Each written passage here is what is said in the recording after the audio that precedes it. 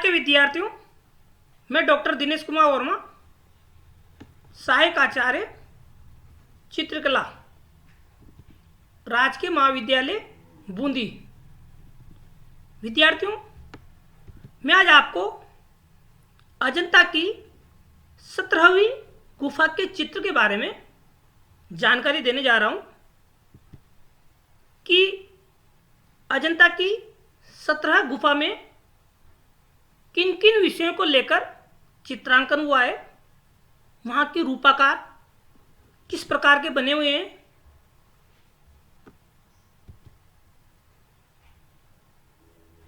अजंता में स्थित गुफाओं में, यानी अजंता में 30 गुफाएं हैं, उनमें से 17वीं गुफा चैत्य गुफा के नाम से जानी जाती है।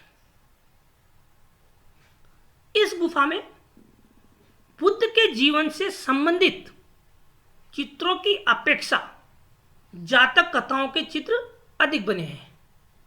यानी अजंता कला में बुद्ध जीवन और उनसे संबंधित घटनाएं और जातक कथाओं के चित्रांकन हुए हैं, लेकिन यहाँ पर यानी 17 गुफा में बुद्ध जीवन से संबंधित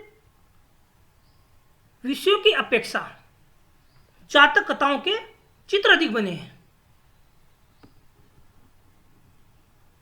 आप इस पेंटिंग को देखिए। बुद्ध जीवन से संबंधित चित्र है। उपदेश देते हुए बुद्ध, भगवान बुद्ध और नीचे भक्तगण।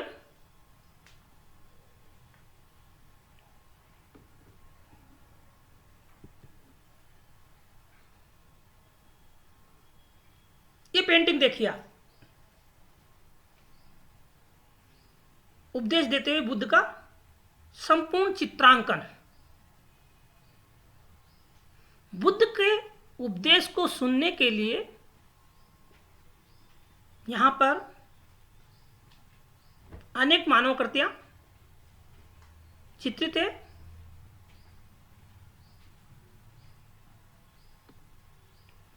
भगवान बुद्ध के सेवक के रूप में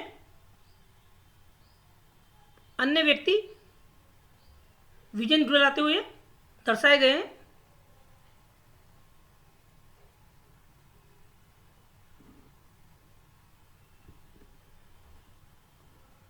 बुद्ध का संघ को उपदेश, यानी जो संघ है उस संघ को यह उपदेश दे रहे हैं।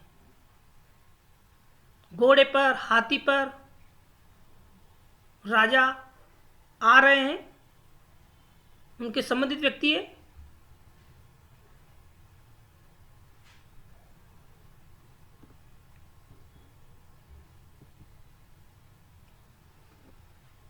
अब विद्यार्थी हम बात करते हैं 17वीं गुफा में जातक कथाओं की।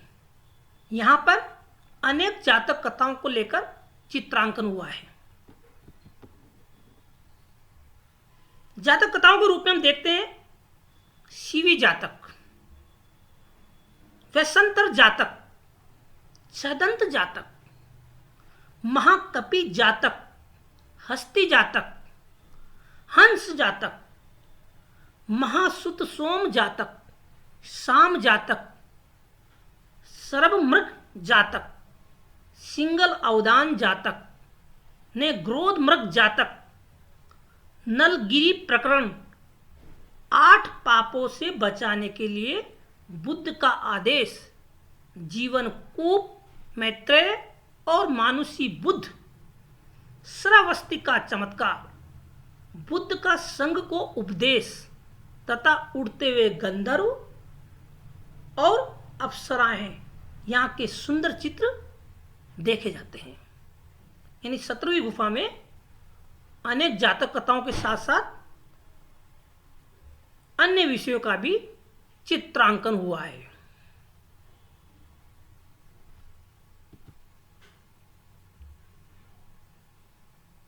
आप ये पेंटिंग देखिए।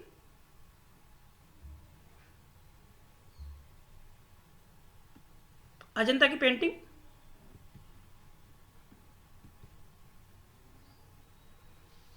विद्यार्थियों, वैशंतर जातक की कथा के बारे में हम जानना चाहेंगे, तो मैं इस बारे में आपको बताना चाहता हूं कि वैशंतर जातक कथा को अजंता के कलाकारों ने भित्ति पर पैनल के रूप में, यानी जो कथा है उस कथा के घटनाक्रम को, जैसे घटनाएं घटित होती है उसी के अनुकूल अलग अलग पैनल में घटनाओं को दर्शाया गया है। प्रथम दृश्य में वैशंतर अपनी पत्नी भाद्री को राज्य से अपने अपने निष्कासन का दुखद समाचार सुना रहे हैं। आकृतियां दुखी मन से निरूपित हुई है। इसी प्रकार हम दूसरे दृश्य की बात करते हैं, यानी दूसरे पैनल की बात करते हैं, तो उस पैनल में कुमार विदा ले रहे हैं। कुमार को जाते हुए दर्शाया गया है।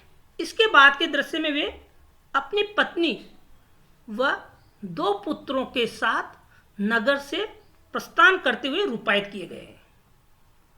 यानी नगर का दृश्य दिखाया गया है और वहां से वो अपनी पत्नी और दोनों पुत्रों के साथ प्रस्थान करते हुए जा रहे हैं। पृष्ठभूमि में बाजार का दृश्य अंकित है। अगले दृश्य में देखो, जैसे मैंने कहा था आपसे कि अजंता में पैनल के रूप में चित्रांकन हुआ है। अगले दृश्य में कुमार भिक्षु को अपने रथ व अश्व देकर पैदल जाते हुए दर्शाए गए हैं। यानी कुमार भिक्षु है, वह अपना रथ और अश्व को देकर पैदल जाते हुए दर्शाए गए। आगे जुजुक नामक ब्राह्मण कुमार के दोनों बालकों को भिक्षा के रूप में मांगते हुए दर्शाया गया है। यानी कुमार भिक्षु बिल्कुल अकेले पड़ गए। यहां पर दोनों बालकों को भी जुजुक नामक ब्राह्मण ने भिक्षा के रूप में मांग लिया है। यहां जुजुक बाद में धन लेकर बालकों को वापस करते हुए अंकित किया गया है। तो वैशंतर जातक की जो कथा है उस कथा को अलग अलग पैनल में चित्रांकित करते हुए दृश्य के घटनाक्रम के अनुसार अजंता कला में दर्शाया गया है। हम बात कर रहे थे अभी 17वीं गुफा की। पेंटिंग देखिए आप, वैशंतर जातक कथा का चित्र।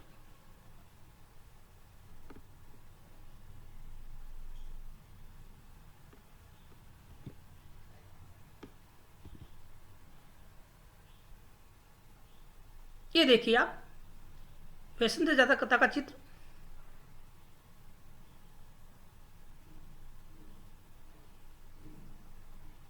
प्रस्थान करते हुए नगर से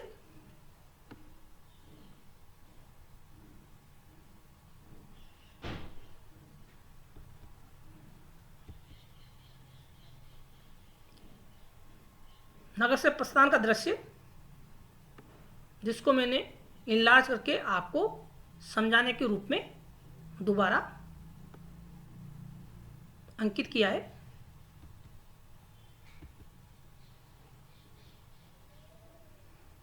ये रेखांकन वैशंतर जातक कथा का है। आप देखिए इसमें किस तरह रूपाकृतियां अंकित है। घटना के अनुकूल रूपाकृतियां अंकित करते हुए दर्शाई गई है।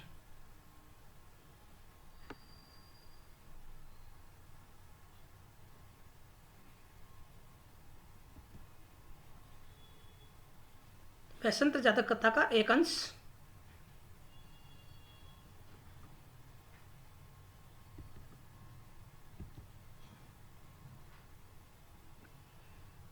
अब विद्यार्थियों हम बात करते हैं सिंगल अवदान नामक जातक कथा का। इस कथा में वेगवान युद्ध का चित्रण हुआ है, यानी युद्ध का दृश्य अंकित किया गया है। यहां चित्रकार की अद्भुत कल्पना शक्ति का परिचय दिखाई देता है। यानी कलाकार ने अपने काल्पनिक अनुभवों से इस चित्र को आकर्षक रूप प्रदान किया है। सिंगल उद्यान की कथा का आरंभ जलपोत के टूटने से होता है और अंत एक युद्ध में। युद्ध सिंगल वासियों तथा राक्षसों के मध्य दर्शाया गया है। यानी सिंगल वासी जो लोग थे और राक्षसों के मध्य जो युद्ध हुआ है, उस युद्ध का दृश्य सिंगल अवदान नामक जातक कथा में अंकित किया गया है। इस दृश्य में हाथियों की गड़नशीलता इतनी पूर्ण है कि उभरे हुए अर्धचित्रों के समान प्रतीत होते हैं। इन हाथियों को बहुत ही सावधानी से अंकित किया गया है। उनमें गति है, शक्ति है।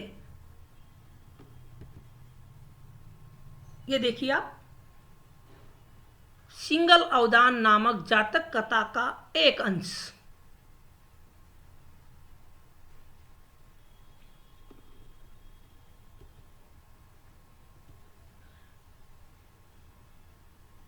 नेक्स्ट अंश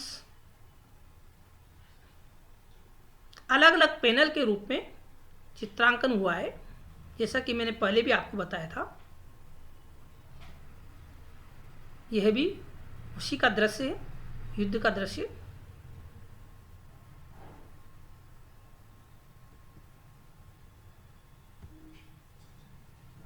इसको इनलार्ज करके दोबारा प्रस्तुत किया गया है। पेंटिंग काफी पुरानी हो चुकी है,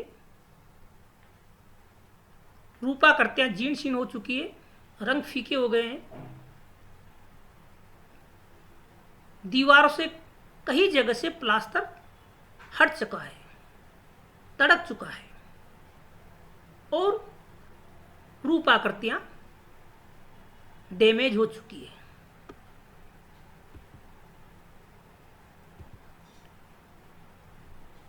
मात्र पोषक जातक सत्री गुफा में यह चित्र जो जातक कथाओं के रूप में बनाए गए हैं बहुत ही महत्वपूर्ण है। मात्र पोषक जातक कथा में अंधे माता पिता, हाथी और अथनी से मिलता बालक, हाथी चित्रित है। यानी हाथी और अथनी दोनों को अंधे माता पिता के रूप में अंकित किया गया है और उनसे बालक हाथी मिलता हुआ दर्शाया गया है। चित्र में हाथी और हथनी सूंड से बालक हाथी को स्पर्श करने के साथ, यानी सूंड से बालक हाथी को स्पर्श कर रहे हैं, हाथी और हथनी वात्सल्य का अनुभव कर रहे हैं। कथा में मिलन का दृश्य हाथी के कौटुंबिक प्रेम, वात्सल्य और करुणा से ओतप्रोत दिखाई देता है। इसी प्रकार शाम जातक कथा में श्रवण कुमार के समान कथा रूपायित हुई है। विद्यार्थियों, श्रवण कुमार अपने अंधे माता पिता को जंगल से लेकर जाते हुए दर्शाया गया है। जब उन्होंने पानी मांगा तो पानी लेने जाते हैं। राजा द्वारा तीर मारने की कथा का इसमें अंकन हुआ है। नेग्रोध मृग जातक तथा नलगिरी प्रकरण। नेग्रोध मृग को जंगल से पकड़कर लाया जाता था। जब चांडाल हिरण को काटने के लिए उद्यत होता है तो स्वयं अपने हाथ कट जाते हैं। इस चमत्कार का चित्रण इस कथा में किया गया है। यानी इस जातक कथा में चमत्कारपूर्ण चित्रण हुआ है।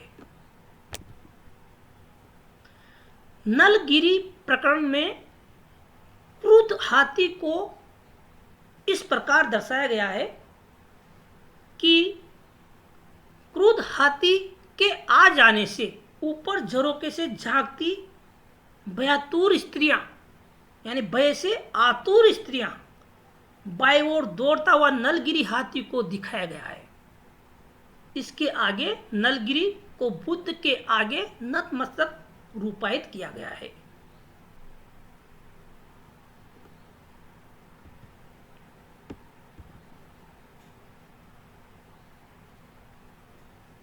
आगे हम बात करते हैं चित्रों के रूप में। बुद्ध का दूर्थ चचेरा भाई देवदत्त राजगृह में बुद्ध की हत्या करने के लिए एक मदमस्त हाथी को खुला छोड़ देता है, किंतु बुद्ध अपनी दयालुता से इस पशु को अपने वश में कर लेता है। लोग इस चमत्कार को विस्मय और श्रद्धा से देख रहे हैं। ये देखिए आप पेंटिंग, नलगिरी हाथी, लेकिन बुद्ध के स्पर्श से ये बिल्कुल शांत होता प्रतीत दिखाई देता है। ऊपर भयातुर स्त्रियां देख रही है।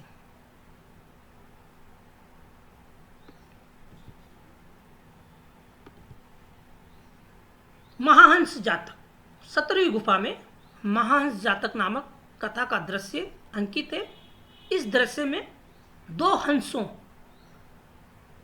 पद्म सर में से पकड़ता हुआ बहेलिया और हंस भय से आतंकित उड़ते हुए पहले दृश्य में दर्शाए गए हैं, और दूसरे दृश्य में पकड़ते हुए हंस को सिंहासन पर बैठा दर्शाया गया है। और बोधिसत्व हंस वाराणसी की सभा, यानी वाराणसी की जो राजसभा थी, उस राजसभा में राजा तथा रानी को उपदेश दे रहे हैं। ये देखिए आप हंस जातक कथा का पैनल का दृश्य। ये कंप्लीट रेखांकन हंस जातक कथा का उपदेश देते हुए दर्शाया गया है।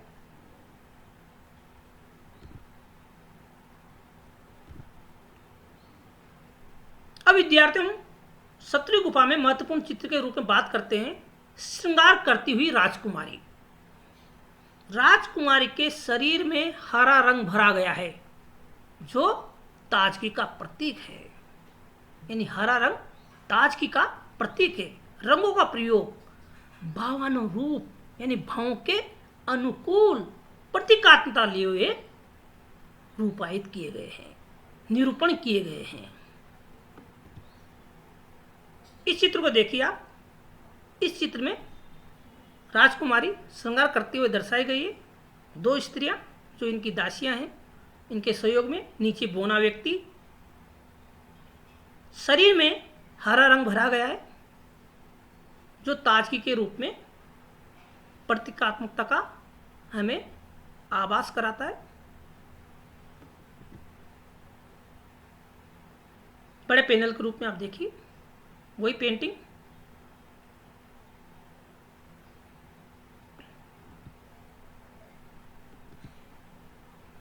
विद्यार्थियों, 17वीं गुफा में महत्वपूर्ण चित्र राहुल समर्पण का भी है, जो विश्वविख्यात है। ज्ञान प्राप्त कर गौतम बुद्ध जब कपिल वस्तु में पदार्पण करते हैं, यानी गौतम बुद्ध ज्ञान प्राप्त करने के पश्चात कपिल वस्तु में आते हैं, तदुपरांत वे यशोधरा के समक्ष भिक्षा मांगने हेतु याचक भिक्षु के रूप में प्रकट होते हैं। जब यशोधरा उन्हें अपनी एकमात्र निधि राहुल नामक पुत्र को समर्पित कर देती है।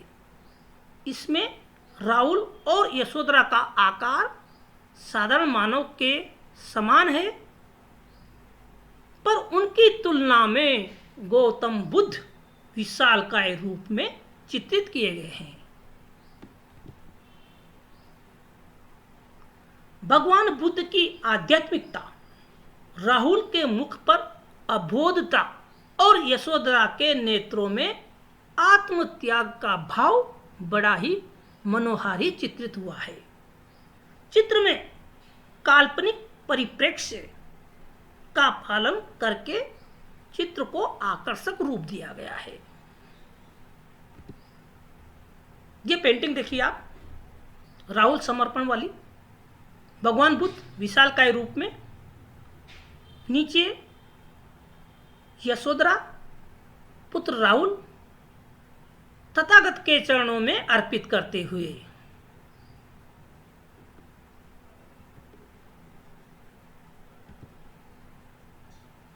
अजंता की इस गुफा में, यानी 17वीं गुफा में, यक्ष युगल, किन्नर युगल, उड़ते हुए गंधर्व तथा इंद्र के अतिरिक्त सुरापान का अंकन है। इसी प्रकार उड़ती हुई अप्सराएं, सुंदर अप्सराएं, उनका मनोरम चित्रण किया गया है। 17वीं गुफा में बहुत ही महत्वपूर्ण चित्र अंकित किए गए हैं।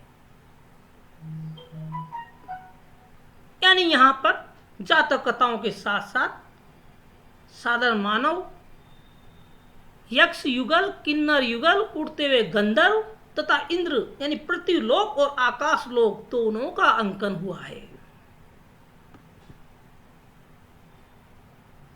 पैनल चित्र, शांत मुद्रा में एक्स की पेंटिंग है जो बिल्कुल शांत चित्र दर्शाए गए हैं।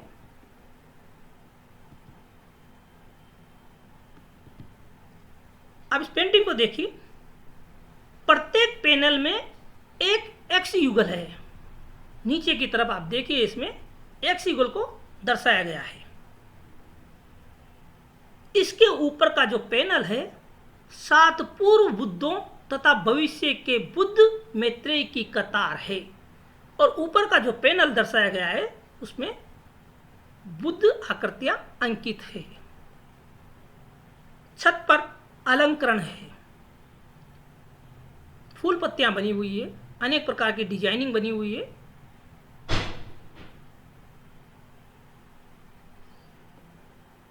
एक्स युगल की इतनी आकृतियां 17वीं गुफा में देखने को मिलती है।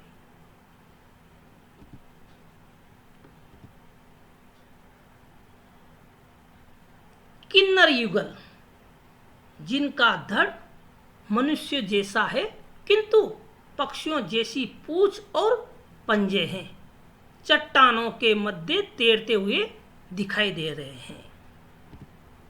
ये देखिए आप पेंटिंग, किन्नर युगल चट्टानों के मध्य तैरते हुए दर्शाए गए हैं।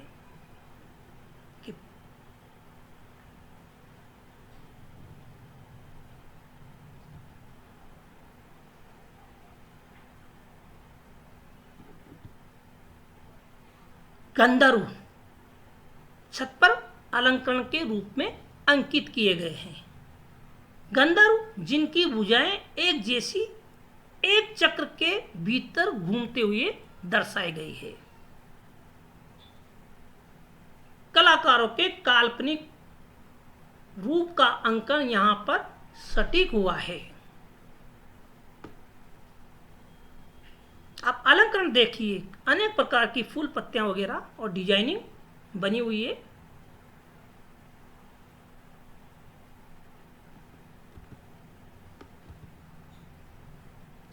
इंद्र के अतिरिक्त सूरापान का अंकन है।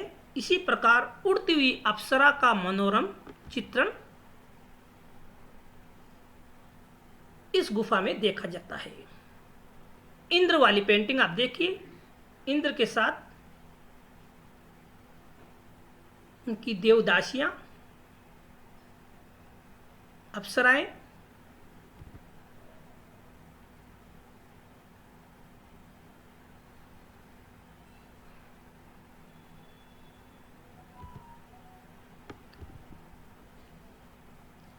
उड़ती हुई अप्सरा का चित्र।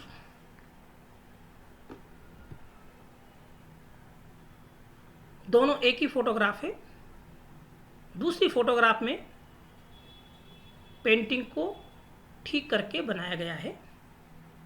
अजंता की मूल पेंटिंग की फोटोग्राफ इधर वाली है, जिसको ठीक करके दोबारा अंकित किया है उसमें चमक है, सफाई है। पुरानी वाली में प्लास्टर कहीं कहीं से उखड़ गया है, रंग फीके हो गए हैं।